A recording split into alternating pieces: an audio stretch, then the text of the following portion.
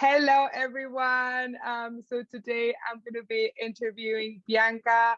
She is the founder and creative director of the Good Content Co.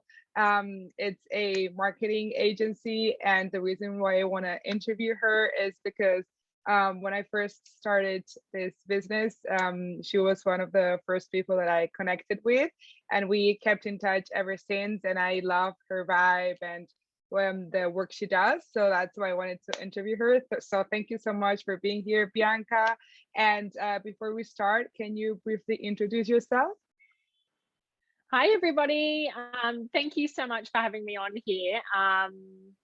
I am Bianca, as Natalia said, the founder of the Good Content Co., which is a social media digital marketing agency in Sydney, Australia. Currently we're in lockdown, so this is a really nice conversation to be having right now.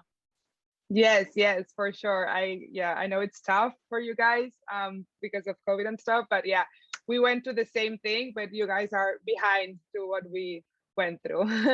But it is what it is. So exactly, and we watched you guys go through it, and now it's our turn basically, and hopefully that's it now, right? Hopefully, yes, please. Amazing. So Bianca, what made you start your own business? So I think sort of the turning point for me was that I was working in an agency already, and whilst it was a really good agency and they were very good at what they did, I just didn't see that or feel that I was getting that creative outlet. So I decided to trial. It was only supposed to be a trial. Go out, see if I could do it by myself, but do it a little bit better and a little bit differently as well. So that's kind of the turning point where I decided to start a business for myself. Okay. And then it's sort of grown from there. Initially, it literally just started as social media management.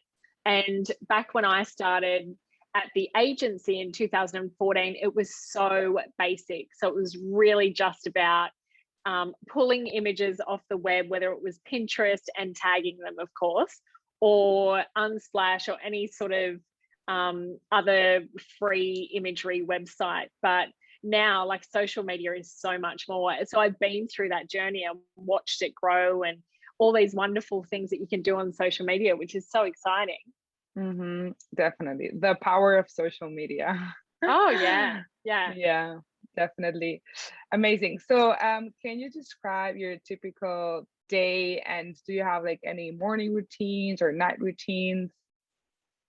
I think right now it looks so different to what it would if we weren't in lockdown.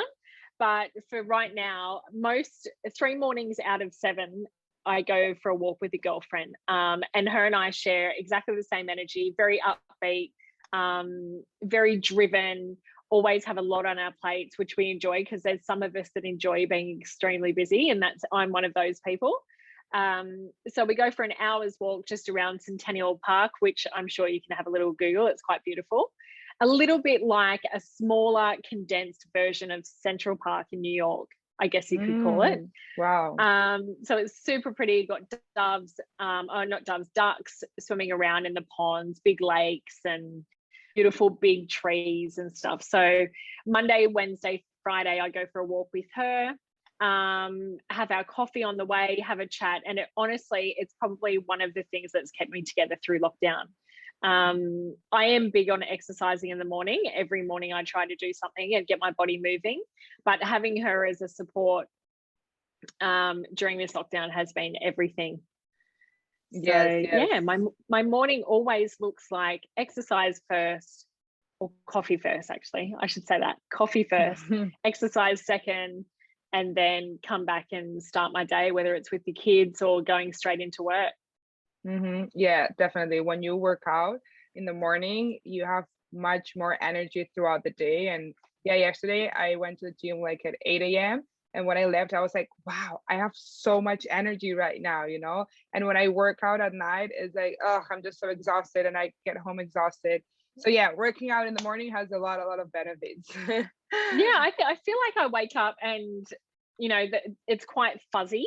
So, you know, that first coffee hit and then getting into that walk, it just does something to your brain, and it clears all the sleepy junk out of there, and it really makes you focus and in a really good place to start your day, whether that's working in your own business, working on someone else's business, or wherever you may be at in your career. I just think it's a really great way to start your day. Yes, couldn't agree more. So Bianca, what do you specialize in? So the business has pivoted quite a number of times, and I think that's just the nature of business if you want it to succeed, I think. But as I said, it originally started as social media and social media only, and then it sort of grew into a lot more. So now our sort of core offerings are social media, and that's from like content creation, photography, videography, reels, and all of that sort of thing, all those things that we need to do to have an active account. And then copywriting. So I write copy for websites, blogs, articles, and all of that drive the SEO and search engines. And then content creation. So e-commerce, photography, you know, campaign photography, social media, and so forth. And for right now, I think that's a really good combination of three things that you absolutely need for good social media. So whether we manage your social media or not, we can offer you those other elements and give it to you and hand it over, and you can manage it yourself.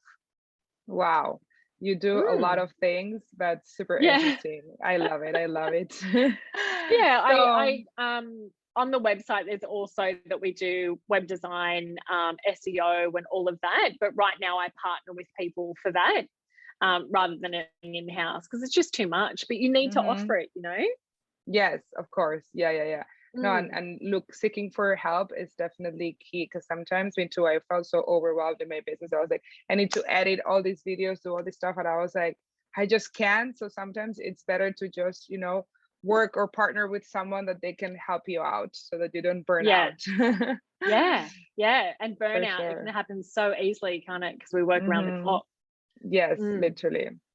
So which advice would you give to someone that is just getting started with their business, like social media advice? Okay, so the biggest sort of sentence that I could say was just get started. And I'm sure you completely agree. Like, it's really easy to get stuck on the procrastination of it, making sure everything's perfect, making sure your branding's perfect. But the reality is, as a brand new business, sometimes you don't have that, you know, monetary that you can actually outsource absolutely everything that you want to. So it might have to look like, you know, doing some photography yourself. It might have to look like doing a little course on copywriting, so you know how to write really great copy, and doing hashtag research, and basically learning as much as you can, and moving forward with everything rather than getting stuck on everything having to be perfect straight away. In an ideal world, you would start by outsourcing your social media so it looked beautiful from the very beginning. But the reality is that some people don't have that capacity straight up, you know? Definitely. Yeah, it could also be social media coaching. So finding someone that can coach you on what to do and what not to do, and tricks and trends and tricks and tips and all of that sort of thing. But just get started, I think. Exactly. Like, that's a really common issue. People are like, I'm just waiting for the perfect idea. And I'm like, no, don't wait, because it's never going to happen. You know, nothing is perfect. Just try it out. And if it doesn't succeed, you're going to have another idea. There's so many successful people out there that they failed like 10 times. And failure is such a good thing, and you learn so much from it. So just go for it and try it out. Yeah.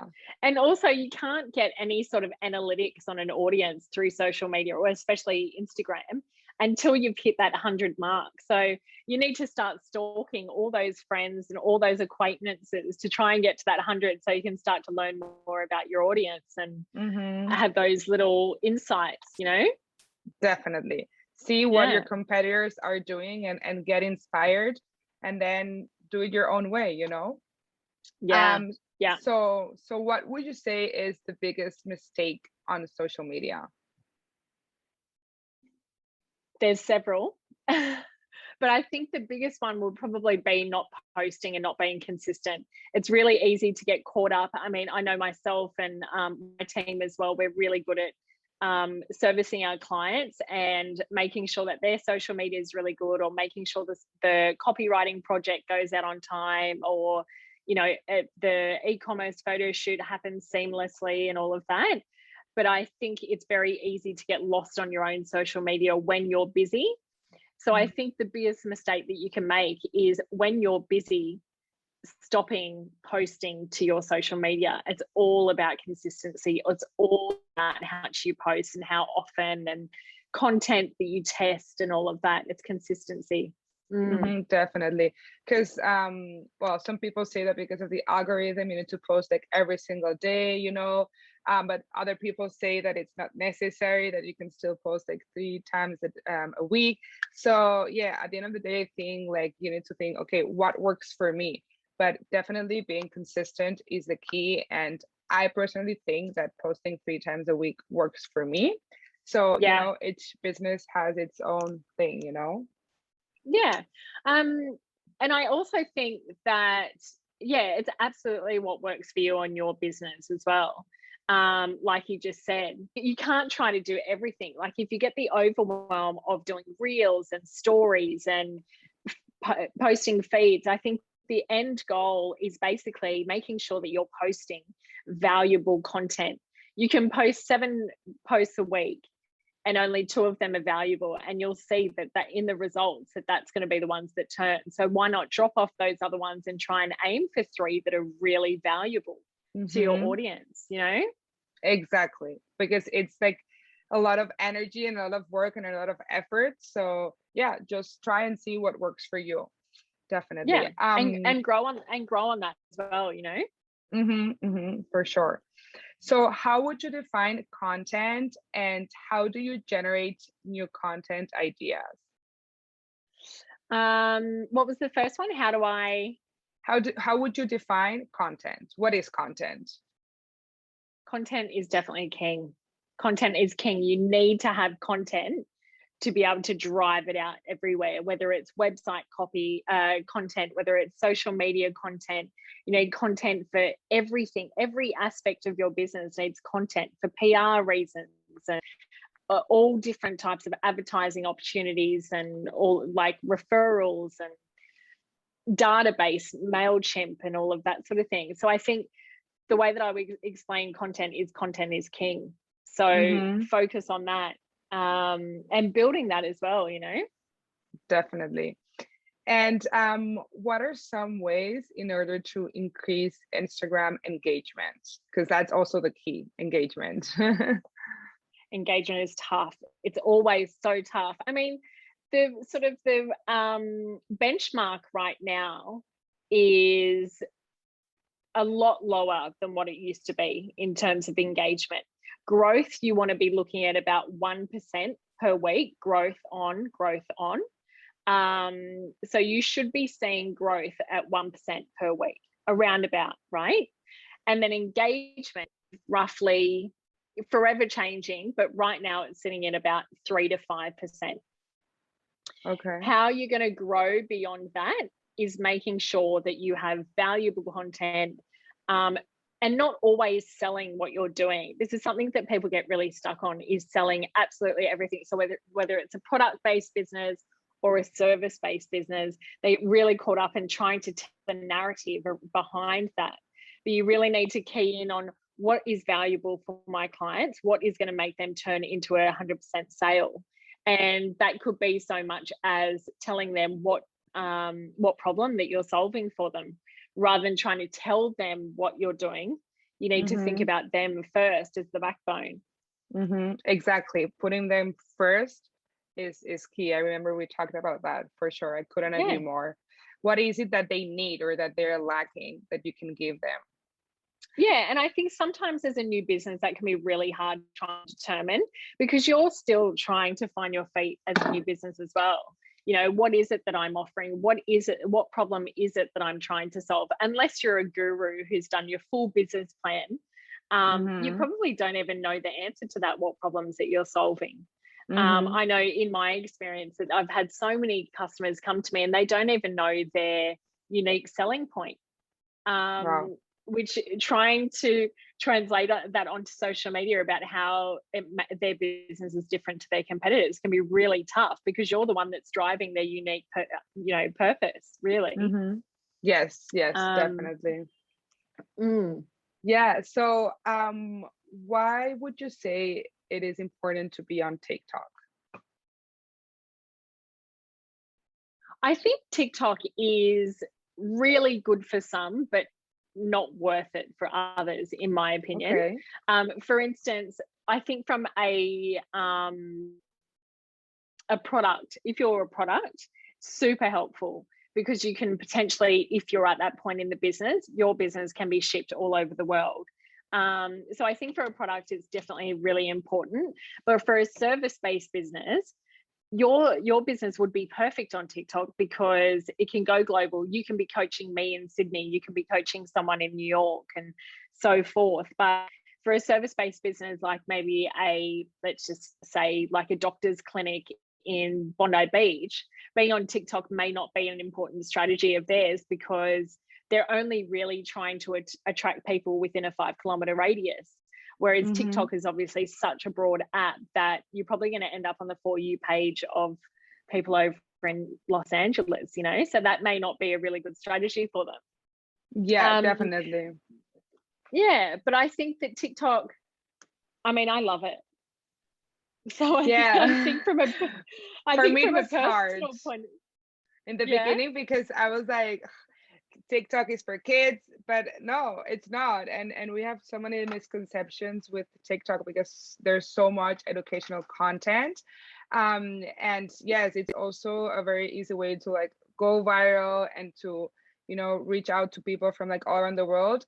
But yes, I 100% agree with you in that it works if you're a service provider. If you're like a product provider, it's like, but it also depends on the type of service. I don't see like lawyers going on TikTok. I mean, maybe, but yeah, Yeah. it depends on the type of business, of course. Like a coaching business is like, Yeah. yeah, perfect. I think if your business is restricted to a specific area, like a doctor's clinic or podiatry, or I'm trying to think of something else as well. Whilst it would be really fun for them to be on TikTok, and it could be quite, good from a branding point of view, it's not going to get them sales as such, because it might be hitting people in areas and countries that is just unnecessary, like it's not relevant to. Yes, for sure. But I do love it. I get caught on it and I scroll and I scroll and I scroll. Yeah, it's like addictive. Once you start, it's like, oh my God, I need to stop. It's already been like 30 minutes and no, it can happen. So what are some successful tactics that you use both on social media and your clients? Sorry, no, both for yourself and for your clients that have gotten results? Social media. So one of the biggest ones would be valuable content. So that's the Okay. biggest one. So making sure that you're hitting the valuable content is key. Okay. Basing them around pillars is another thing as well. So there's 5 pillars that you should be basing your content around. One is our story.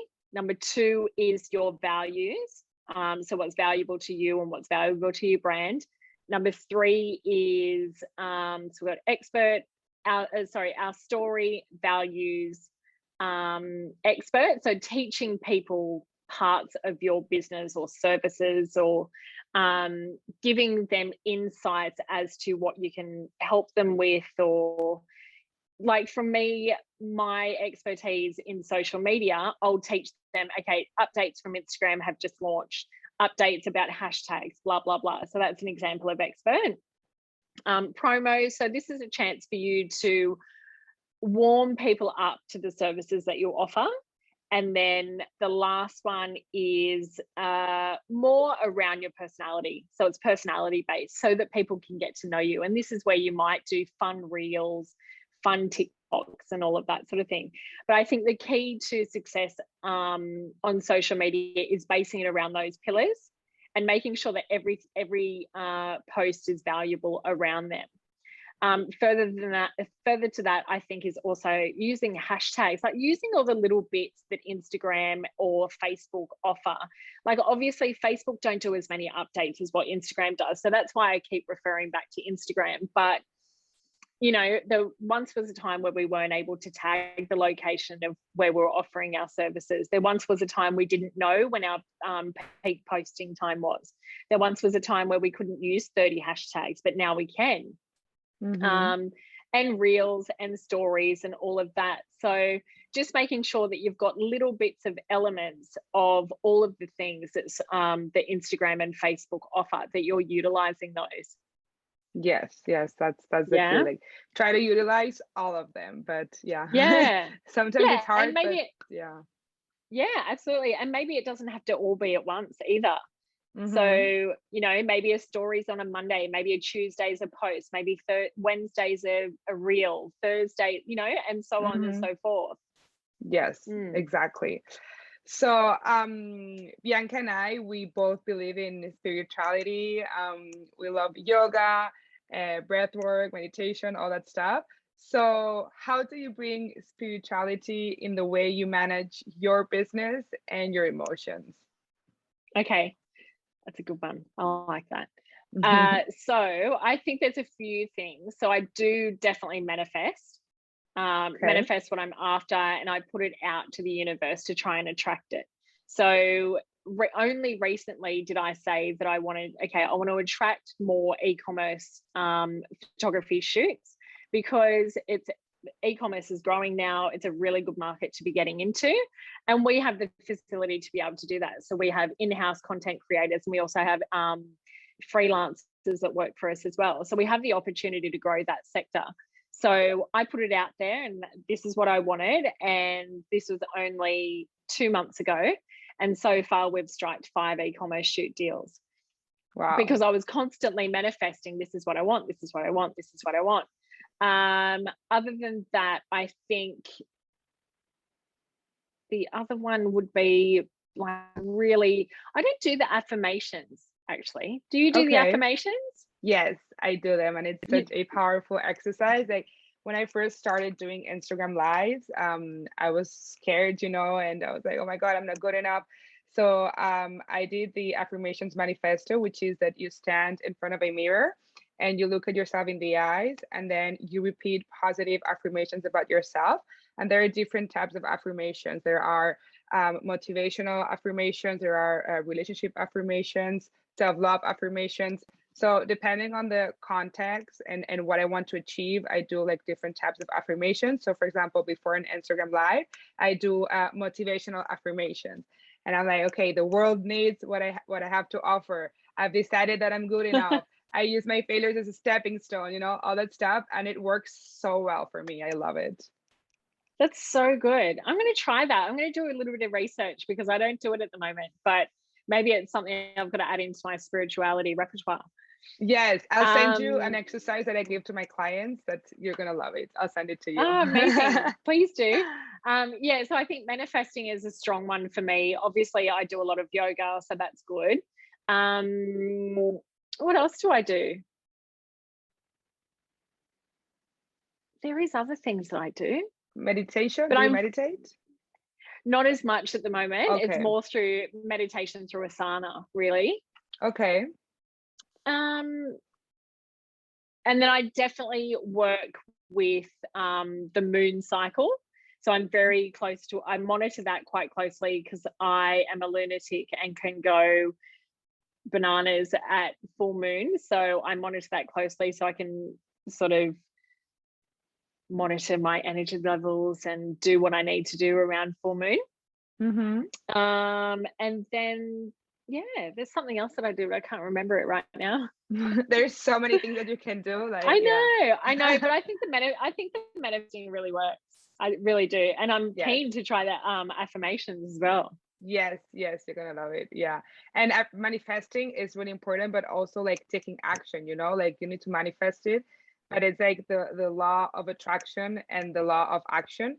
So yes, both of them need to be combined, because some people are like, oh, but I've been manifesting this for so long and it didn't happen. And it's like, okay, why it didn't happen? You know, what are you not doing that you should be doing for this to happen? Yeah. So yes, combination of both is key. Yeah. Yeah.